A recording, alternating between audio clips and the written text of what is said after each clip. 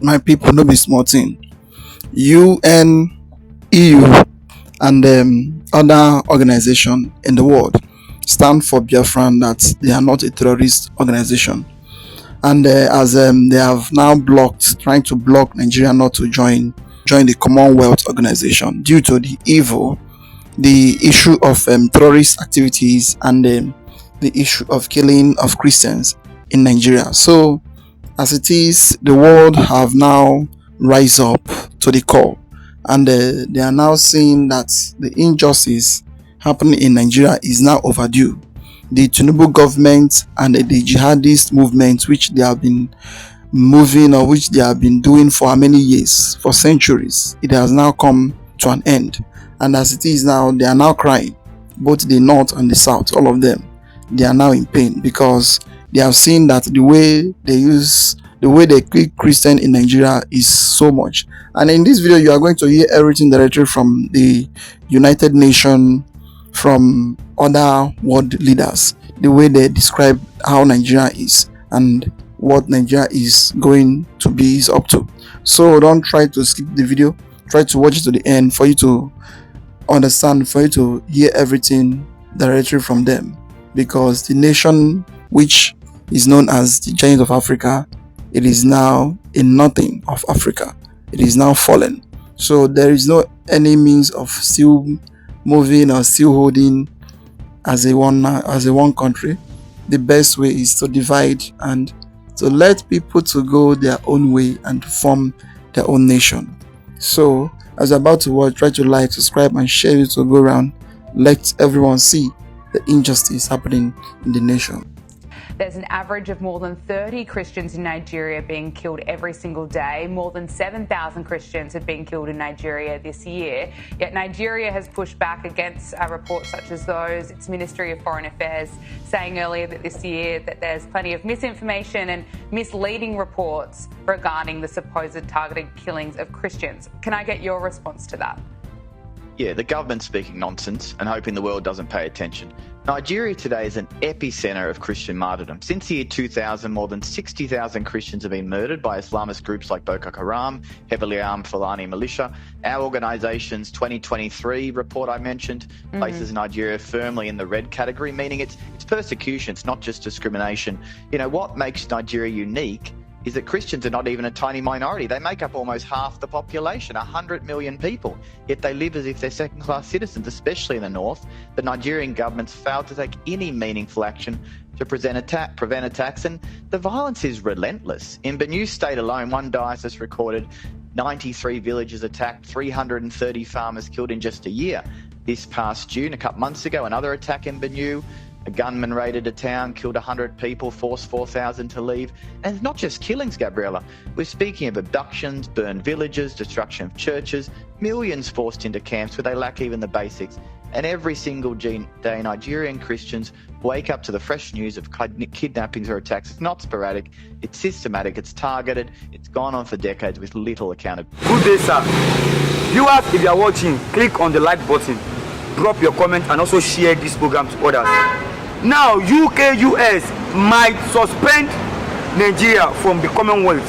Why? Because our President Bola Ahmed Tinubu tagged IPOB as a terrorist organization. What do you have to say about this? It comes as a very surprise to destabilize the entire eastern Nigeria for coming out with that kind of statement. But a lot of people who have risen against that statement shows that IPOB is never a terrorist organization. Nigeria is just being manipulative with the reality on ground. Currently now, they have written to the Commonwealth Secretary General, who happens to be a Ghanaian, a former Ghanaian foreign affairs minister, Buchwe, Shelley has acknowledged that petition that written by Pan-African Institute to Commonwealth, that action should be taken against the federal government, tagging IPOB as a terrorist organization, and this might actually lead, to a judicial execution of Mazi Nnamdi Kanu in DSS custody. Nigerian government has not been able to establish, any case against Mazi Nnamdi Kanu. A lot of people wonder how Bola Ahmed Tinubu, get to that decision of prejudicial trial of Mazi Nnamdi Kanu, and also sending a direct signal that is likely going to compromise the judicial process of releasing Mazi Nnamdi Kanu with that pronouncement. He has actually threatened that lives, should be lost and nothing will happen. He has been generating tensions globally. There is massive, unrest in the eastern part of the country, and the whole thing, everybody is coming in condemnation of that October speech by President Bola Ahmed Tinubu, which has also attracted the attention of UN agencies that put, Commonwealth nations, on alert over the violation. There are reasons why Commonwealth can, actually, suspend a member country, especially when it comes to, abuse of human rights, oppression, suppression, that like what we are witnessing today, where, the judiciary is not independent enough to be able to take a pronouncement on an issue that has to do with self-determination. All over the world, nobody has ever tagged IPOB as a terrorist organization. IPOB is being seen everywhere in the world. They are visible and they are not violent. So it has compromised the situation already on ground and causing more tension. I wonder how Bola Ahmed Tinubu is going to go to the eastern part of the country, where he has actually labeled that region a terrorist organization, to seek for their votes. I do not know how he intends to achieve that. I do not know how you intend to use southeastern governors, to achieve that mission. So those who you label as a terrorist organization, but if you don't know the meaning of IPOB, let me properly put you on note, Mr. President Bola Ahmed Tinubu, that IPOB actually means the indigenous people of Biafra, comprising of the South and of course the Southeast. They are the Biafrans you are talking about, that you labeled as a terrorist organization.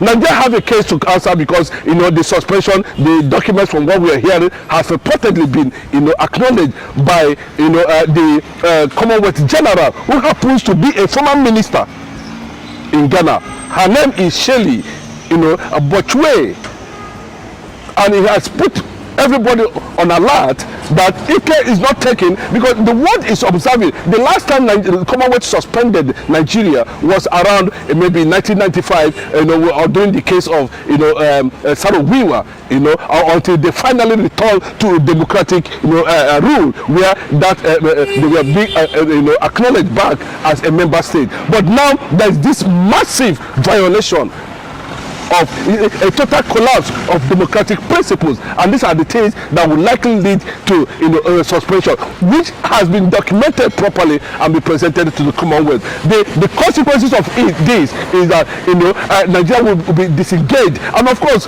from anything that has to do with global engagement currently now, and that will go a little bit further to damage the process of trying to reunite with the international community.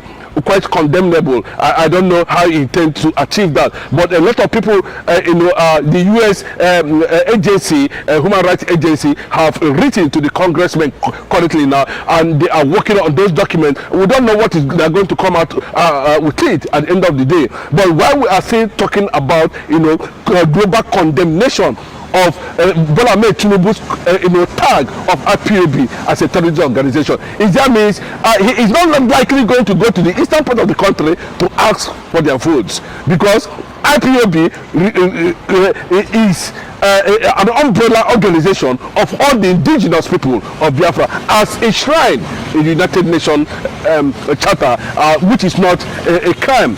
Self-determination has never been a crime, and everyone has come to identify with the reality that Mazi Nnamdi Kanu never associated with anything that has to do with knife or gun or whatever. What Nnamdi Kanu is talking about, that the Biafrans should be given, a separate sovereignty for them to actually stand and defend the jihadist tendencies that is already, enveloping the country. The Kwara section part of the country, a state in Nigeria, is already destabilized. Everybody is on the run, and where are they running to? Yes, where are they running to? They are running to Biafra land. The Benues are running to Biafra land. The Plateau people are running to Biafra land. So how do we? Because they felt that is where they are going to be protected, giving the fact that over 500,000 Christians has been killed, and that's the only Christian region that you can talk about in Nigeria today that has not been able to embrace what we are seeing today. But the federal government, in alliance with their Arab countries and radical Muslims all over the world, has identified that region as a conquest region where they are going to actually establish whatever they are having in mind. But that should be a red line. But the direct message to Bola Ahmed Tinubu, you have severed the relationship between the Yorubas and the Igbos by that comment and by that broadcast that day is quite regrettable. It shows that we are taking the people for granted, and it might result in certain consequences. What we are expecting the federal government to do is to allow Nnamdi Kanu have his own fundamental right, access to whatever he wants. But unfortunately, that has been denied, signaling that the entire 85 million Igbos, Biafrans around the world is currently under bondage. It might result to uncertainty, I can tell you that, because there is a bottled up anger in the eastern part of the country and all over the world concerning the decision of the Yoruba President Bola Ahmed Tinubu. Yes, I call him Yoruba President because he has actually, shows that he's in alliance with Islamic tendencies in this country. I think he has not been hearing how these people are taking lives on daily basis. There's nowhere in the history where in the kingdom or the progenitors of the Igbo race, have ever invaded any community, any place, anywhere in the world to, enslave them or carry out a kind of conquest. It is our fundamental right as a shrine. Unfortunately, we don't have United Nations. We do not have AU anymore. That is the reason why the Sahel nations are currently, positioning themselves for the reality on ground. Even though we are hearing, there are a lot of groundwork, that's ongoing, that another Nnamdi Kanu might likely emerge, and the world might not find it difficult if they continue to treat Nnamdi Kanu at that point. He unfortunately, loses his life. Bola Ahmed Tinubu and the Yoruba people and the Yoruba race, and of course Nigeria entirely, we know that actually they have severed whatever relationship and unity and alliance in the build-up of this calamity called Nigeria. It's very unfortunate that we find ourselves in this kind of mess where the whole world seems to be silent over the reality. Let me give you a rundown of how this hatred of the Igbo started. I think in 1949, immediately after the Second World War, where the British government was actually looking for means to rebuild their nation as a result of the war, whatever that happened in the Second World War, maybe they lost a lot of things. No, they insisted that the most powerful resources at that time, which happened to be Enugu coal, let me put it that way, must be taken forcefully by the people, and the people were demanding, no, it cannot happen. There should be what they call resource control. That was the first massacre and hatred planted by the British government. Igbos were being killed. As at that time, I'm talking to you, the entire Ijaw nation is not up to 900,000 in population. Yes, 900,000 in population, and that is the only distinct group that were found in the Biafran territory. But that hatred continued and led to the British taking a particular decision on planting forces of destabilization, which are the Fulanis, and that was how the hatred actually continued up to this moment, because a lot of people are wondering, this thing that happened in Enugu in 1949 or thereabout, led also to Muslim Nigeria Christian Biafran war, and still today it was have been killed. I wonder why Bola Ahmed Tinubu is aligning with radicals, Muslims, to take a certain decision against the people. I don't know whether he's going to go to East to go and ask them for election. They should vote for them. We are going to ask him, how come you are coming here? I thought he said you were a terrorist organization, which means what will have anything to do with you? I don't know how you tend to achieve that. I think there should be a reorientation and awakening of the Igbo people. Yes, I must commend Goodluck Jonathan for coming in with that statement concerning what actually transpired. That the Igbos has always supported their neighbors in all ramifications, and it is time for them to face the reality and reconcile with whatever they have. Yes, I am seeing Southeast. Going into a serious block to become one powerful region, that can stand any force. But currently now, that is what it is. Mazi Nnamdi Kanu must not die in DSS custody, and that's the direct message. And IPOB is never, I can never be a terrorist organization. And this is what we are talking about. It's only in Nigeria, government, judiciary, that we can see this kind of a thing happen. IPOB members are all over the world, and none of them has been seen or in violent engagement. So I want to inform the council or the Commonwealth to look into this abuse and call the Nigerian government to order before anything happens to Mazi Nnamdi Kanu, because it will be quite unfortunate if Mazi Nnamdi Kanu loses his life. Okay, viewer. Oh yes, that is a very nice move. The issue of the Commonwealth trying to stop Nigerian from joining and trying to remove Nigeria from the Commonwealth organization. It is a very welcome development, because this issue of terrorism and the attack every day on Christians, it has now getting too much. Every day you wake up, you must hear one news or the other that a Muslim have killed, so a Boko Haram have done this, a Christian have fallen. So every day bad news in Nigeria. And the best way of this country, it is to make sure that Nigeria is being divided, because still staying in a country where there is no peace, no unity, no love, no progress. Every day things happen day by day without anybody talking.